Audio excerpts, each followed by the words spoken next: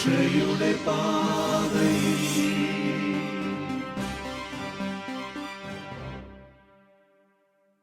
ഈശോ മിശിഹായ്ക്ക് സ്തുതിയായിരിക്കട്ടെ. എല്ലാവരും പഠിക്കുന്നില്ലേ? കഴിഞ്ഞ ക്ലാസ്സിലെ ആക്ടിവിറ്റി ചെയ്തോ? കേരള സഭയിലെ നമ്മുടെ വിശുദ്ധരെയും വാഴ്ത്തപ്പെട്ടവരെയൊക്കെ കണ്ടുപിടിക്കാൻ പറഞ്ഞിട്ട് ചെയ്തോ? എന്തിനാ അവരുടെ പേരൊക്കെ പഠിക്കുന്നേ? നമുക്കും വിശുദ്ധരാകണം അല്ലേ? ഈ ലോക ജീവിതത്തിന് അവസാനം അത് മാത്രമേ ഉള്ളൂ. വിശുദ്ധരായില്ലെങ്കിൽ ബാക്കിയെല്ലാം നഷ്ടമല്ലേ? അതുകൊണ്ട് വിശുദ്ധരാകണം. നമുക്ക് പ്രാർത്ഥിച്ചുകൊണ്ട് ഇന്നത്തെ ക്ലാസ്സിലേക്ക് വരാം. കുഞ്ഞുമക്കളൊക്കെ ഒന്ന് കരങ്ങൾ കൂട്ടിപ്പിടിച്ച് ഈശോനെ മാത്രം മനസ്സിലേക്ക് കൊണ്ടുവരിക. മറ്റെല്ലാ അസ്വസ്ഥതകളും മാറ്റിവെക്കണേ. ഏറ്റവും സ്നേഹനിധിയായ ഈശോയെ, അങ്ങ് സ്നേഹിക്കുന്ന അങ്ങയുടെ കുഞ്ഞുമക്കളെ അങ്ങയുടെ ആശീർവാദത്തിന് വേണ്ടി സമർപ്പിക്കുന്നു. അങ്ങയെ കേൾക്കുവാൻ, അങ്ങയുടെ വചനം പഠിക്കുവാൻ, അങ്ങയുടെ സഭയെക്കുറിച്ച് പഠിക്കാൻ കാത്തിരിക്കുന്ന ഈ മക്കളെ അനുഗ്രഹിക്കണമേ. ഞങ്ങളുടെ കൂടെ വന്ന് ഞങ്ങളെ പഠിപ്പിച്ചു തരണമേ. ആമേൻ. നമ്മൾ ഇന്ന് പഠിക്കാൻ പോകുന്നത് നിങ്ങളുടെ പാഠപുസ്തകത്തിലെ 13ാമത്തെ ലെസനാണ്. നമ്മൾ എന്താ പഠിച്ചുകൊണ്ടിരുന്നതെന്ന് ഓർമ്മയുണ്ടോ? എന്തായിരുന്നു പുസ്തകത്തിന്റെ തലക്കെട്ട്? തന്നെ എന്തായിരുന്നു? സഭയാണ് നമ്മുടെ ലക്ഷ്യം അല്ലേ? അതിൽ 12 പാഠം നമ്മൾ പഠിച്ചു കഴിഞ്ഞു. ഇനി 13ാമത്തെ പാഠത്തിലേക്ക് കടക്കുന്നു. സഭയുടെ ലക്ഷണങ്ങളെക്കുറിച്ച് ഞാൻ കഴിഞ്ഞ 4 ക്ലാസ്സുകളിലായിട്ട് നിങ്ങളോട് പറഞ്ഞതാണ്. ഇന്ന് നമ്മൾ പഠിക്കുന്ന സഭയുടെ ലക്ഷണം എന്ന് പറയുന്നത് സഭ ശ്ലൈഹികമാണ്. ഏതൊക്കെയായിരുന്നു 4 ലക്ഷണങ്ങൾ? ഏകമാണ്, പരിശുദ്ധമാണ്, ശ്ലൈഹികമാണ്, സാർവത്രികമാണ്. അപ്പൊ അടുത്ത ക്ലാസ്സിനെ കുറിച്ച് നിങ്ങൾക്കൊരു ഐഡിയ ആയിട്ടുണ്ടാകും. ശ്ലൈഹികമായ സഭയെക്കുറിച്ച് നമ്മൾ പഠിക്കുന്നു. എന്താണ് ഈ ശ്ലൈഹികം എന്ന പദം കൊണ്ട് അർത്ഥമാക്കുന്നത്? സ്ലീഹന്മാരാകുന്ന അടിസ്ഥാനത്തിന്മേൽ പണിയപ്പെട്ട സഭ.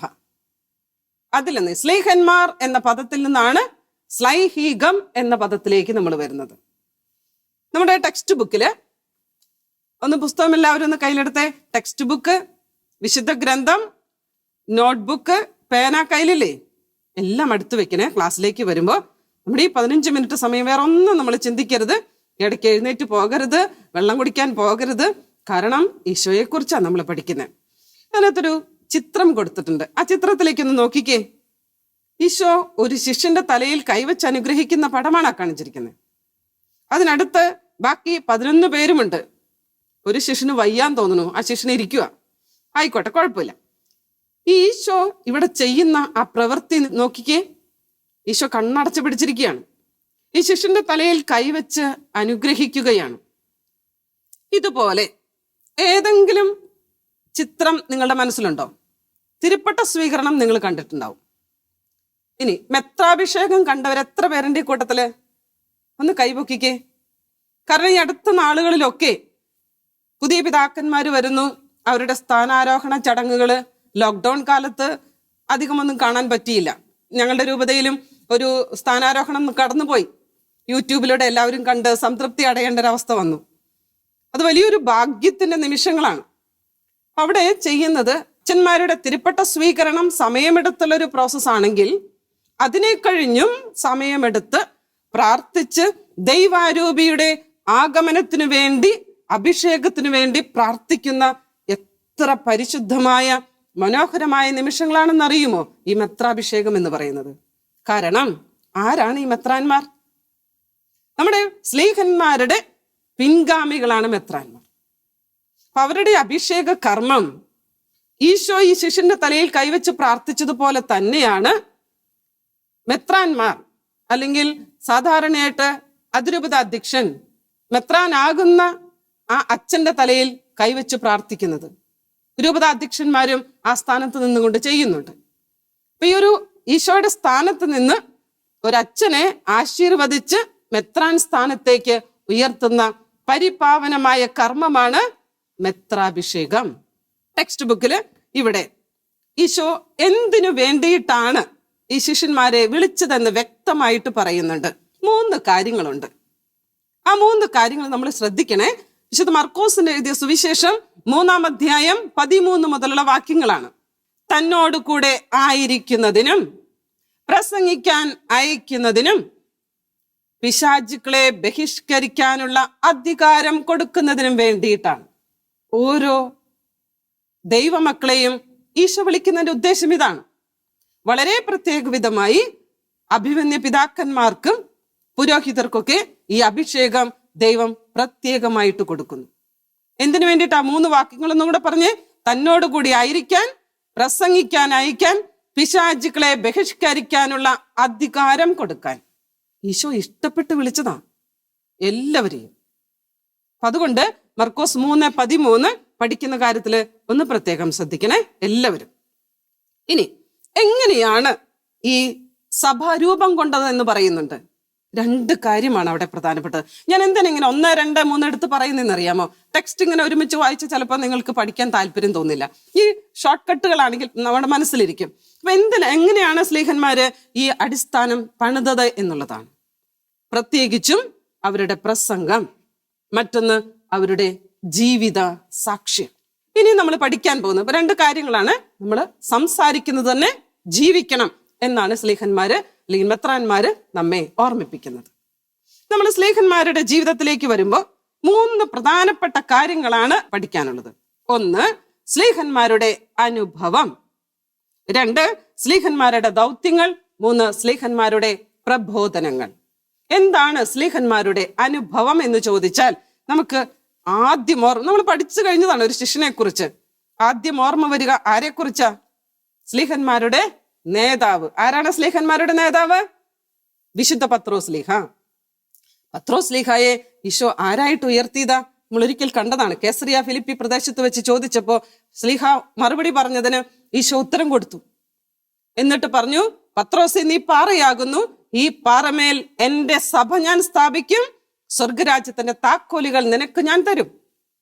അന്നു മുതൽ വിശുദ്ധ പത്രോസ്ലീഹ സ്ലീഹന്മാരുടെ തലവനായി, സഭയുടെ മേലധികാരിയായിട്ട് മാറി. ഇനി മറ്റൊരു ശിഷ്യനുണ്ട്, നമ്മുടെ പ്രിയപ്പെട്ട ശിഷ്യൻ. ആരാണ് നമ്മുടെ സ്വന്തം അപ്പസ്തോലൻ? തോമാസ്ലീഹ. തോമാസ്ലീഹ എന്താ ഈശോയുടെ ഏറ്റു പറഞ്ഞത്? നമ്മളൊക്കെ അറിയാതെ പോലും ഏതെങ്കിലും ആപത്ത് വരുമ്പോ പെട്ടെന്ന് പറഞ്ഞു പോയി, എന്റെ കർത്താവേ, എന്റെ ദൈവമേ എന്ന് പറയുന്നതാണ്. ഈ ഒരു ഏറ്റുപറച്ചിൽ നമ്മളിതെന്തിനാ ഇതൊക്കെ നമ്മൾ പഠിക്കുന്നത്? ഇത്തരം വചനങ്ങൾ നമ്മുടെ മനസ്സിൽ ആഴപ്പെട്ട് കിടന്നാൽ ഏത് ആപത്തിന്റെ സമയത്തും അമ്മ എന്ന് വിളിക്കുന്നതിന് പകരം അല്ലെങ്കിൽ അതിനോടൊപ്പം നമ്മൾ വിളിച്ചു പറയും, ഈശോയെ, എന്റെ കർത്താവേ. അതൊരു ശക്തിയാണ്. അപ്പൊ നിങ്ങൾ താല്പര്യമുണ്ടെങ്കിലും ഇല്ലെങ്കിലും ഈ പ്രായത്തിൽ നമ്മളിത് പഠിച്ചു വെക്കണം. സമയമാകുമ്പോൾ ഒരു വിത്ത് നമ്മൾ മണ്ണിലിട്ടാൽ ഏതെങ്കിലും സമയത്ത് അത് മുളച്ചു വരും. അതുകൊണ്ട് ആവശ്യ നേരത്ത് ഈശോ മക്കളെ അനുഗ്രഹിച്ചു കൊള്ളും. 2 ശ്ലീഹന്മാരുടെ വിശ്വാസ അനുഭവത്തെ കുറിച്ചാണ് പറയുന്നത്. ഇത് നിങ്ങളുടെ 1ാമത്തെ ചോദ്യത്തിന് ഉത്തരം കൂടിയാണ്. നമ്മൾ പഠിച്ചു വെക്കണം. എങ്ങനെയാണ് ഈ ശ്ലീഹന്മാരുടെ വിശ്വാസ അനുഭവം സഭയുടെ അടിത്തറയായിട്ട് മാറിയത്? അതാണ് നമുക്ക് പഠിക്കാനുള്ളത്. നോട്ട്ബുക്ക് ഒന്ന് എടുത്തേ കുഞ്ഞുങ്ങളെ. നമുക്ക് എഴുതി വെക്കേണ്ട നോട്ട്ബുക്കില് അവർ ചെയ്ത 3 കാര്യങ്ങളുണ്ട്. നമ്മുടെ എല്ലാ പ്രവൃത്തികളും നമുക്ക് അത്യാവശ്യമുള്ള ഒരു കാര്യമാണ്. എന്തൊക്കെയായിരിക്കും സംഭവിച്ചിട്ടുണ്ടാവുക? ആദ്യത്തെ കാര്യം, സ്ലീഹന്മാർ വിശ്വസിച്ചു. 2, സ്ലീഹന്മാർ പ്രഘോഷിച്ചു. 3, സ്ലീഹന്മാർ പ്രഘോഷിച്ചത് കേട്ട് പലരും സഭയിലേക്ക് കടന്നു വന്നു. യഥാർത്ഥത്തിലുള്ള വിശ്വാസമുണ്ടെങ്കിൽ അതനുസരിച്ചുള്ള തീക്ഷ്ണതയുള്ള പ്രസംഗമായിരിക്കും നമ്മുടെ. ആ പ്രസംഗം കേട്ടാൽ ആരെങ്കിലുമൊക്കെ മാനസാന്തരപ്പെടും. ഇത് നമ്മുടെ ജീവിതത്തിൽ ഈ പാഠം പഠിക്കുന്നത് വഴി നമ്മൾ അറിഞ്ഞിരിക്കണം. 3 കാര്യങ്ങൾ ഏതൊക്കെയായിരുന്നു? അവരെ വിശ്വസിച്ചു, പ്രഘോഷിച്ചു, അവരുടെ പ്രഘോഷണം മൂലം അനേകർ വിശ്വാസത്തിലേക്ക് കടന്നു വന്നു. പഠിച്ചല്ലോ അല്ലെ? നോട്ട്ബുക്കിൽ ഒന്ന് എഴുതി വെക്കണം. ടെക്സ്റ്റ് ബുക്ക് പേജ് നമ്പർ 80 ആ നീല കളറിലുള്ള മഷിയില് കൊടുത്തിട്ടുണ്ട്. അതാണ് നിങ്ങളുടെ 1ാമത്തെ ചോദ്യത്തിന്റെ ഉത്തരവും കൂടി. ഈ 3 കാര്യം പഠിച്ചാൽ മതി, ബാക്കി നമുക്ക് എഴുതാൻ പറ്റും. അടുത്ത നമ്മൾ സ്ലീഹന്മാരുടെ ദൗത്യങ്ങളാണ്. സ്ലീഹന്മാരുടെ ദൗത്യങ്ങളെ കുറിച്ച്, ഇതേ ദൗത്യമാണ് നമ്മുടെ തുടർന്ന് വന്ന മെത്രാന്മാരുടെ ദൗത്യത്തെ കുറിച്ച് പഠിക്കാൻ പോകുന്നുണ്ട്. 3 കാര്യങ്ങൾ ഞാൻ ഷോർട്ട് കട്ടി പറഞ്ഞു തരാം. നോട്ട്ബുക്കിൽ എഴുതി വെച്ചേ. നയിക്കുക, വിശുദ്ധീകരിക്കുക, പഠിപ്പിക്കുക. 3 കാര്യങ്ങളാണ് ഇവർ ചെയ്തിരിക്കുന്നത്. ഇത് തന്നെയാണ് ഇന്ന് മെത്രാന്മാരുടെ ദൗത്യവുമായിട്ട്. അവിടെ നമുക്കിത് പഠിക്കാനുണ്ട്. നയിക്കുക, പഠിപ്പിക്കുക, വിശുദ്ധീകരിക്കുക. ഇതാണ് നമ്മുടെ മെത്രാന്മാരുടെ അല്ലെങ്കിൽ സ്ലീഹന്മാരുടെ ദൗത്യങ്ങളായിട്ട് പറയുക. വീണ്ടും സ്ലീഹന്മാരുടെ പ്രബോധനങ്ങളെ കുറിച്ച് പറയുന്നുണ്ട്. സ്ലീഹന്മാര് പഠിപ്പിച്ചിട്ടുള്ള കാര്യങ്ങൾ എന്തായിരുന്നു? അവർക്കൊന്നു മാത്രമേ പഠിപ്പിക്കാനുള്ളൂ, സ്നേഹപിതാവായ ദൈവം, യേശു രക്ഷകനാണ്. വിശുദ്ധ പത്രോസ് സ്ലീഹായുടെ പ്രസംഗം എടുത്തു നോക്കി അതാ നമുക്ക് കാണാൻ പറ്റുക. നിങ്ങൾ കുരിശിൽ തറച്ചു കൊന്ന യേശു രക്ഷകൻ, അവനെ ദൈവം ഉയർപ്പിച്ചു. ഇതാണ് വിശ്വാസത്തിന്റെ അടിസ്ഥാനം. അപ്പൊ സ്ലീഹന്മാരുടെ ദൗത്യങ്ങൾ എന്താണെന്ന് പറഞ്ഞു? പ്രബോധനം നമ്മൾ പറഞ്ഞു. നമ്മൾ ഏറ്റുപറയേണ്ടതും ഇത് തന്നെയാണ്. ഈശോയെ ഏറ്റുപറയുന്നു. ഈശോയാണ് നമ്മുടെ രക്ഷകൻ. എനിക്ക് വേണ്ടി മരിച്ചു, ലോകത്തിന് വേണ്ടി മരിച്ചു, ഈശോ ഉത്ഥാനം ചെയ്തു. സ്ലീഹന്മാരുടെ പ്രബോധനങ്ങളും ദൗത്യത്തെക്കുറിച്ചും വിശ്വാസ അനുഭവത്തെക്കുറിച്ചും നമ്മൾ കണ്ടു. ഇനി സ്ലീഹന്മാരും സഭാ സമൂഹങ്ങളും എന്ന് ആ ടൈറ്റിൽ വായിക്കുമ്പോൾ തന്നെ നമ്മുടെ മനസ്സിൽ നമ്മുടെ ഇന്ത്യയുടെ അപ്പസ്തോലനായിട്ട് വന്ന സ്ലീഹായിനെ ഓർമ്മ വരണം. ആരാ നമ്മുടെ സ്ലീഹ? മാർത്തോമാ സ്ലീഹ. സ്ലീഹ ഈശോയുടെ കൂടെ നടന്നു, നമ്മുടെ നാട്ടിലേക്ക് വന്നു, വിശ്വാസം പകർന്നു തന്നു. ഇനി സീറോ മലബാർ സഭയുടെ ശ്ലൈഹിക പൈതൃകം. സീറോ മലബാർ സഭയുടെ ശിഷ്യൻ അല്ലെങ്കിൽ നമ്മുടെ അപ്പസ്തോലൻ ആരാ? മാർത്തോമാ സ്ലീഹ. ഈ മാർത്തോമാ സ്ലീഹായിൽ നിന്ന് വിശ്വാസം സ്വീകരിച്ച നമുക്കൊരു പേരുണ്ട്. എന്താ നമ്മുടെ പേര്?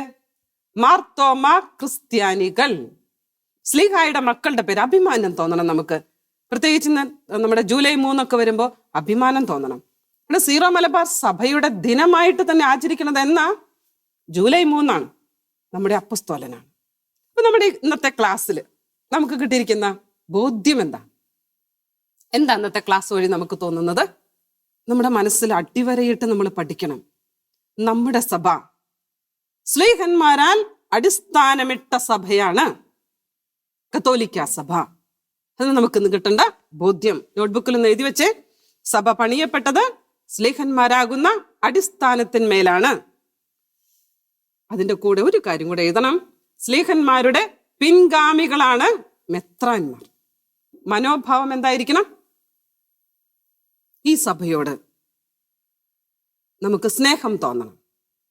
എന്നിട്ട് ഇവരെ തിരഞ്ഞെടുത്തത് ഈശോയാണ് എന്നുള്ള ആ ഒരു ബോധ്യത്തിൽ നിന്നുകൊണ്ടുള്ള ഒരു ബഹുമാനം. അവരുടെ കുറവൊന്നും നമ്മൾ നോക്കണ്ട. ആ ഒരു ബഹുമാനം നമുക്ക് തോന്നണം ഇവരോട്. അങ്ങനെയാണെങ്കിൽ ഇന്നത്തെ നമ്മുടെ ശീലം എന്തായിരിക്കണം? എന്താ നമ്മൾ അഭ്യസിക്കണ്ടേ? നിരന്തരം നമ്മുടെ കൂടെ ഉണ്ടായിരിക്കേണ്ട, നമ്മൾ ചെയ്യേണ്ട ഒരു കാര്യമാണ്. അതായത് സഭയെ എതിർക്കുന്നവര്, തള്ളിപ്പറയുന്നവർ നമുക്ക് ചുറ്റുമുണ്ട്. ഒരിക്കലും അവരുടെ കൂടെ കൂടരുത്. കാരണം സഭയ്ക്ക് കുറവുകൾ, സഭാംഗങ്ങൾക്ക് കുറവുകളുണ്ട്. സഭ പരിശുദ്ധമാണ്, നമ്മൾ പഠിച്ചു. പരിശുദ്ധിയിലേക്ക് നമ്മൾ നീങ്ങുകയാണ്. കുറവുള്ളവരെ കണ്ട് ഒരിക്കലും കുറ്റം പറയരുത്, അവരുടെ കൂടെ കൂടരുത്. തീരുമാനം എടുത്തല്ലോ, ഒരു ആക്ടിവിറ്റി നമുക്കിന്ന് ചെയ്യണം. നോട്ട്ബുക്കിൽ ഒന്ന് എഴുതി വെക്കണേ. നമ്മൾ ചെയ്യേണ്ട ആക്ടിവിറ്റി. എത്ര സ്ലീഹന്മാരുണ്ട്? 12. ഈ 12 പേരുടെയും പേര് നോട്ട്ബുക്കിൽ ഒന്ന് എഴുതി വെക്കണം. അത് നിങ്ങൾ നോക്കിയറിയാം. മർക്കോസ് 3-13 വാക്യം മുതൽ കിടക്കുന്നുണ്ട്. എഴുതി വെക്കണം. അതിൻ്റെ കൂടെ ഈ പറയുന്ന മർക്കോസ് 3:13 ഇവരെ പേര് ചൊല്ലി വിളിക്കുന്ന ആ ഭാഗം നിങ്ങൾ ഇന്ന് നിങ്ങളുടെ കുടുംബ പ്രാർത്ഥനയ്ക്ക് മുമ്പായിട്ട് വീട്ടിൽ വെച്ചിട്ട് ഉറക്കെ വായിക്കണം. ചെയ്യണേ. അങ്ങനെ നമുക്ക് ശ്ലൈഹിക പാരമ്പര്യമുള്ള നമ്മുടെ സീറോ മലബാർ സഭയുടെ ധീരരായ കുഞ്ഞുങ്ങളായിട്ട് വളർന്നു വരാം. ഈശോ അനുഗ്രഹിക്കട്ടെ. ആമേൻ.